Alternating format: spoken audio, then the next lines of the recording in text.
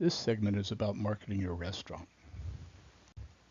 If we simplify the marketing process for all businesses, including restaurants, it's a good way to look at it is to say, what am I selling? Who am I selling it to? And how am I going to communicate with those people? And how will I make money? So in looking at restaurant marketing, the two important things are who are you selling to and how will you communicate with them? What is your unique selling position? It's also known as a unique selling proposition. Why is the customer going to come to your restaurant instead of another restaurant? This is my first chance to tell you that customers don't support restaurants. They come in because there are elements about how the restaurant operates that appeals to them. It could be pricing. It could be value. Is it serving local, natural, and organic products? Do they make great cocktails? Do the servers know all about the food and drinks and make suggestions or offer to take the order in a way that specifics for the customer requests are made? Does the restaurant have an interesting and innovative special? Chevy's had a lot of fun elements that show how the USP is important. Let's have a list of the elements of your restaurant that represent your unique selling position. If you're working on a startup restaurant, you will likely have to visit similar restaurants in a similar demographic to get a sense of who will be your target market. This is an interesting slide about generational diversity. So out of those different generations, who will be your customers? What is your target market? Consider the age, gender, occupation, place of residence, workplace, and lifestyle. What are their needs and their expectations? What are their spending patterns?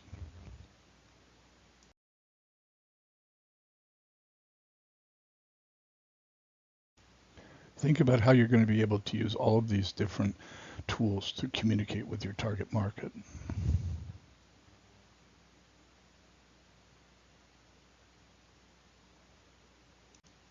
As this diagram illustrates, you're still trying to drive people to your website through all your other social media.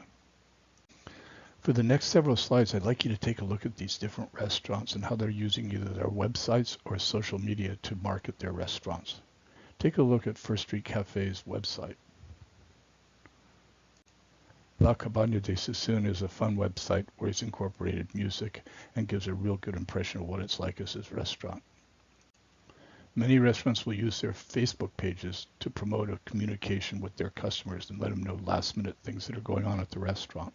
Take a look at Ironwood American Bistro. OpenTable is an online, real-time restaurant reservation service. It provides online reservations for about 31,000 restaurants now. The features include reservation management, guest management, and table management.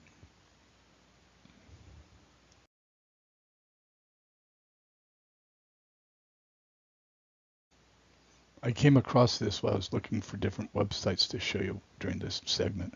I think it's pretty funny. It's right on. Social media explained. Twitter, I'm eating a donut. Facebook, I like donuts. Foursquare, this is where I eat donuts. Instagram, there's a vintage photo of my donut. YouTube, here I am eating a donut. LinkedIn, my skills include donut eating. Pinterest, here's the donut recipe.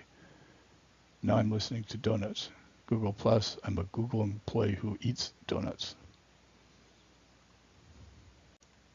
Okay, let's shift our focus and talk about identifying your competition. We have direct competitors. So if I'm starting up a Mr. Pickle's sandwich shop, I need to know all about my competitors. I need to study their marketing, their pricing. How do they manage workflow? What is their design package and how does that compare to me? I'm going to want to know customer counts and estimate their sales. I want to assess the number of employees and see how well they execute the time and service and quality.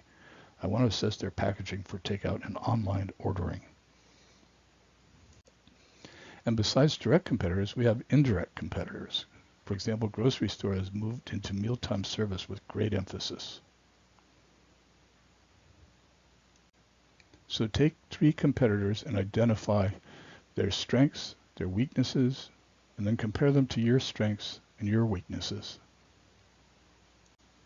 When people talk about four walls marketing, they're talking about everything that's visible inside and outside your restaurant. So that's all about merchandising, menu inserts, the overall presentation of your menu, Your use of table tents, dessert menus, flyers and newsletters at the host desk.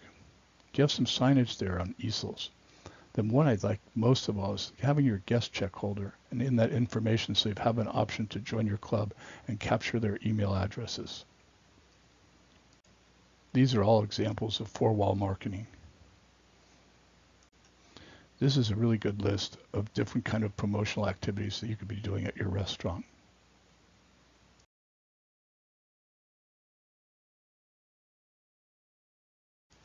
This would be a good time to look at your SWOT analysis. That's where you look at your strengths and really look at your weaknesses. Look at opportunities and look at threats.